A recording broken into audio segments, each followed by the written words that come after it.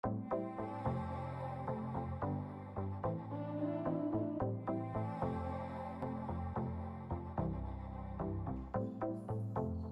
Everyone, আসসালামু আলাইকুম।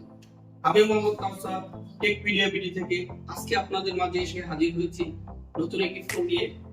আমার মনে হয় এই ফোনটি মার্কেটে আতঙ্ক ছড়াবে অনেকের মধ্যেই, এবং অনেক কোম্পানির মাঝে আতঙ্ক থাকবে সবচেয়ে বেশি। কেননা যেই ফোনটি আমি এখন আপনাদেরকে দেখাবো, অবশ্যই আমার মনে হয় কাস্টমারদের জন্য এই ফোনটি হবে মার্কেটের সেরা ফোন। তো আর দেরি না করে ভিডিওটি দেখতে থাকুন এবং থাকুন আমাদের সাথে।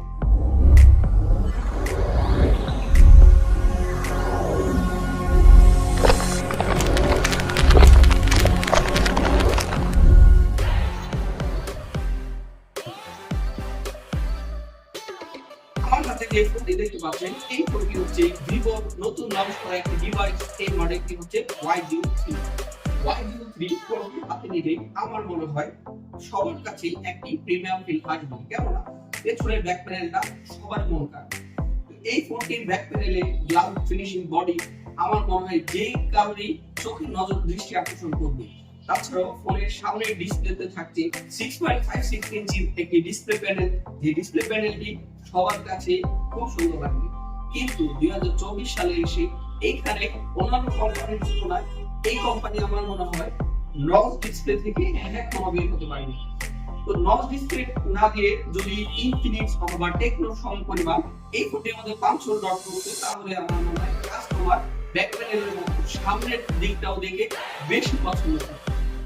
তো এই ফোনটিতে আউটলুকটা অসাধারণ। তাছাড়াও আদার্স সাইড থেকে যদি আমি কম্পেয়ার করি, তার কিন্তু কম যাবে। কেননা এই ফোনটিতে র্যাম, রোম, প্রসেসর সবকিছুই আমার মনে হয় পরিপূর্ণ এবং সমন্বয় সবকিছুই দেওয়া আছে। কিন্তু কিছু কিছু লেকেন্স পয়েন্ট আছে, যে দিকটাই আজকে আমি আপনাদের সামনে তুলে ধরব। তো এই ফোনটিতে র্যাম রোম হিসেবে থাকবে 4GB র্যাম এবং 64GB স্টোরেজ, যেখানে কোম্পানি বলছে এই ফোনটিতে এক্সটেন্ডেড আরো 4GB র্যাম পাওয়া যাবে। কিন্তু এক্সটেন্ডেড র্যাম আদৌ কাজ করে কিনা এটা যদিও আমার জানা নেই, কিন্তু কোম্পানি যেহেতু বলছে, আমার মনে হয় 4GB সাথে 4GB এক্সটেন্ড করলে কিছুটা ইমপ্রুভ হলেও হবে। 64GB স্টোরেজ সাথে 1TB পর্যন্ত এক্সট্রা মেমরি কার্ড পর্যন্ত ইউজ করার সুবিধা পাবে কাস্টমার। এই দিকটাও আমার মনে হয় খুবই ভালো করেছে কোম্পানি। 1TB আসলে বিগ সাপোর্টেড একটি মেমরি কার্ড। 4GB শুতে 15 ওয়াটের চার্জিং সাপোর্ট ইউজ করা আছে। বক্সের মধ্যে 15 ওয়াটের এই চার্জার দেওয়া আছে। আর টাইপ সি পোর্টে আমার মনে হয় এইখানে 18 ওয়াট করে দিলে কোম্পানি আরো বেশি বেটার করবে। এই ফোনটিতে ভিভো আগের মডেলটার তুলনায় অনেক বেশি বেটার হবে। আর ভিডিও হচ্ছে এই ফোনটিতে স্ক্রিন রিফ্রেশ ইউজ করা হয়েছে 9 Hz স্ক্রিন রিফ্রেশ, যেখানে এটার কম্পিটিটর আগের মডেলটি ছিল Y03, ওটাতে ছিল 60 Hz স্ক্রিন রিফ্রেশ। আমার মনে হয় এই দিক থেকে ভিভো খুবই ইমপ্রুভ করেছে এই দিকটা।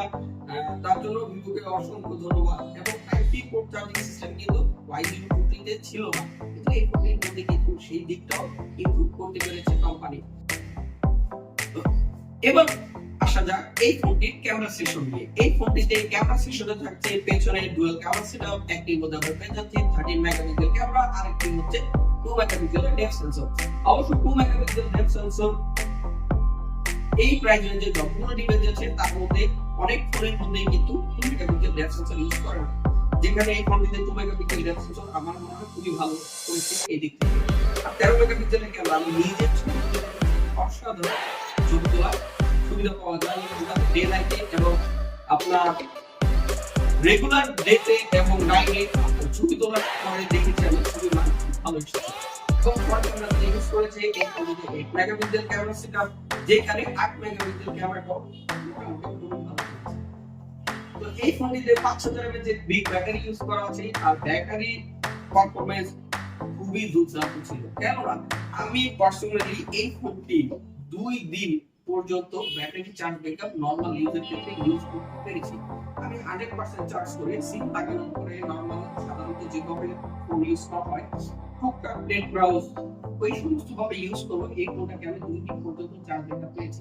এই দিক থেকে আমার মনে হয় আপনারা যারা লং লাস্টিং ব্যাটারি লাইফ করছেন তাদের জন্য এই ফোনটি হবে সবচেয়ে প্রিয় একটি সাইট। তো আমি কিন্তু বলেছিলাম এই ফোনটির কোন কোন ভালো দিক আছে, যেমন ক্যামেরা সেশন, ডিসপ্লে সেশন এবং চার্জিং সিস্টেম, ব্যাটারি ব্যাকআপ সবকিছু নিয়ে কথা বললাম। কিন্তু কোম্পানি যে দিক থেকে খুব খারাপ কাজ করেছে এখন হলো সেই কথাটি। এখন এই ফোনটির মধ্যে কিন্তু কোম্পানি যেটি দেয়নি নেগেটিভ সাইড সেটি ফার্স্ট হচ্ছে ফিঙ্গারপ্রিন্ট। 2024 সালে যেখানে মানুষ 8-10 হাজার টাকার ফোনের মধ্যে ফিঙ্গারপ্রিন্ট পায় এবং ফিঙ্গারপ্রিন্ট করবে, তো সেই দিক থেকে এই ফোনটার মধ্যে ফিঙ্গারপ্রিন্ট না দেওয়াটা আমার মনে হয় কোম্পানি থিঙ্কিং করেছে এটা আমার জানা নেই, তবে আমার মনে হয় এটা কোম্পানির একটা বোকামি। তো এটার মধ্যে যদি সাইড মাউন্টেড একটা ফিঙ্গারপ্রিন্ট থাকতো, এই ফোনের কম্পিটিটর কোনো মডেলই কিন্তু থাকতো না। আর এই ফোনটিতে ফিঙ্গারপ্রিন্ট ছাড়াও আমি যেটা বললাম যে 500 ক্যামেরা দিতে পারতো, সেই দিকটাও কোম্পানি আগের মডেলে যেহেতু দেয় নাই সেক্ষেত্রে দেয় নাই। আর তাছাড়া স্পিকার সিস্টেম আমরা যেটা আগে দেখেছিলাম, যেটা নিয়েছে স্পিকার সিস্টেম যখন ছিল ওটা কিন্তু অনেক লাউড সাউন্ড হতো। এটার মধ্যে তাও সাউন্ড খারাপ না, ভালোই বলা যায়। তবে এবার আসি স্পেশাল অপশন নিয়ে। এই ফোনটিতে কোম্পানি এবার ইউজ করেছে এই প্রাইস রেঞ্জে G85 এর চিপসেট। হ্যাঁ, আপনারা সত্যি এবং সঠিক শুনেছেন, G85 এর একটি চিপসেট ইউজ করা আছে। আর যেটা আমরা জানি একটি গেমিং চিপসেট, আপনারা যারা ফ্রি ফায়ার, পাবজি এই সমস্ত গেমগুলো খেলতে চান না, খেলেন কিন্তু বাজেট রেঞ্জ খুবই কম, তারা আমার মনে হয় এই ফোনটি নিলে কোনো প্রকার কমপ্লেইন থাকবে না। কারণ G5 এর প্রসেসর আমরা জানি টুকটাক গেমিং এর জন্য বেটার, আর যারা ফ্রি ফায়ার খেলেন তারা স্মুথলি গেমিং পারফরম্যান্স বেটার পাবেন এই ফোনটার মধ্যে, এবং হ্যান্ডি ফোন ইউজ করেও বেটার ফিল পাবে। তো আমার মনে হয় এই ফোনটা টুকটাক কনফিগারেশনের দিক থেকে বর্তমান মার্কেটে কিলার। আর সেই ক্ষেত্রে আপনারা যারা মার্কেটে রাখবেন অবশ্যই এই ফোনটি দেখবেন। আর এই ফোনটির কম্পিটিটর যারা থাকছে, আমি কিন্তু ওগুলোর হয়তো মডেলগুলো বলে দিচ্ছি আপনাদেরকে, এবং টুকটাক কনফিগারেশনটাও আমি বলে দিচ্ছি। যেমন এই ফোনটার কম্পেয়ার করলে Xiaomi কোম্পানির কম্পেয়ার করা যাবে Redmi A3 মডেল দিয়ে। A3 মডেলটির ফিঙ্গারপ্রিন্ট আছে, পেছনে ক্যামেরা 8 মেগাপিক্সেল প্লাস 0.8 মেগাপিক্সেল। এই দিক থেকে এটার ক্যামেরাটা বেটার, ওটার ফ্রন্ট 5 মেগাপিক্সেল, এটার ফ্রন্ট হচ্ছে 8 মেগাপিক্সেল, ওটার তুলনায় এটাতে বেটার। এবং ওটার প্রসেসর হচ্ছে Helio G36, MediaTek G36 এর তুলনায় আমার মনে হয় G85 অনেক পাওয়ারফুল প্রসেসর হবে। তো এটার সাথে যদি আমরা কম্পেয়ার করি Realme, তাহলে চলে আসবে Note 50।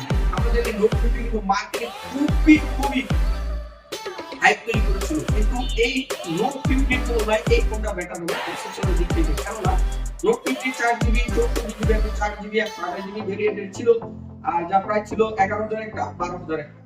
তো যেটা 12,000 টাকা সেটার সাথে যদি এটাকে কম্পেয়ার করি, ওটা স্টোরেজটা একটু বেশি হয়ে যায়, কিন্তু প্রসেসরের দিক থেকে ওটার তুলনায় কিন্তু এটার প্রসেসরটা অবভিয়াসলি বেটার। আর ওটাতে হচ্ছে 10 ওয়াটের চার্জার, এটাতে 15 ওয়াটের চার্জার, সেই দিক থেকে ওটার তুলনায় এটাতে বেটার। কিন্তু যেই দিকটাই ফোনটা শুধুমাত্র পিছিয়ে যাবে সেটাই হচ্ছে ফিঙ্গারপ্রিন্ট। আমার মনে হয় ফিঙ্গারপ্রিন্ট এই ফোনটা এমন একটা দিক যেটা কোম্পানি কেন দিল না আমি জানি না। আমি যদি থাকতাম এটা অবশ্যই মিস করতাম না, কারণ আমরা চাই একটা ফোন মার্কেটে যখন আসবে তখন মার্কেট কিলার হিসেবে সেটা প্রমাণিত হবে। আর এটার সাথে যদি এখন আমি কম্পেয়ার করি টেকনো, তখন ভাবছেন হচ্ছে টেকনো স্পার্ক গো 2024, স্পার্ক গো 2024 সব দিক থেকে ঠিকঠাক, জাস্ট প্রসেসরের দিক থেকে এই ফোনটা থেকে অনেকটাই পিছিয়ে যাবে স্পার্ক গো 2024, যেটা প্রাইস হচ্ছে 10,700 টাকা। আমার মনে হয় আপনারা যারা মার্কেটে আসবেন অবশ্যই এই ফোনটা হাতে নিয়ে এক্সপেরিয়েন্স করবেন। আর আমার মনে হয় একবার যারা এই ফোনটা দেখবেন বা এক্সপেরিয়েন্স করবেন, ফিঙ্গারপ্রিন্ট তখন আর তাকে ম্যাটার করবে না, সে অবশ্যই এই ফোনটাই নিতে চাইবে। কেননা অনেকেই আমরা আছি যারা দামি ফোনের সাথে একটা সেকেন্ডারি ফোন ইউজ করতে চাই।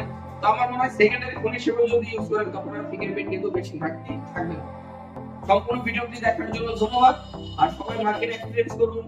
12, 13, 14 এই বাজারে যে ফোনগুলো আছে মার্কেট সেরা ফোন, আমি নেক্সট আরো ভিডিও নিয়ে আসবো আপনাদের মাঝে, এবং দেখাবো কোন কোন ভালো দিক, কোন কোন খারাপ দিক, কোন কোন পয়েন্ট কি থাকছে, সব ডিটেইলস। সঙ্গে থাকুন, ভালো থাকুন, টেক কেয়ার, আসসালামু আলাইকুম।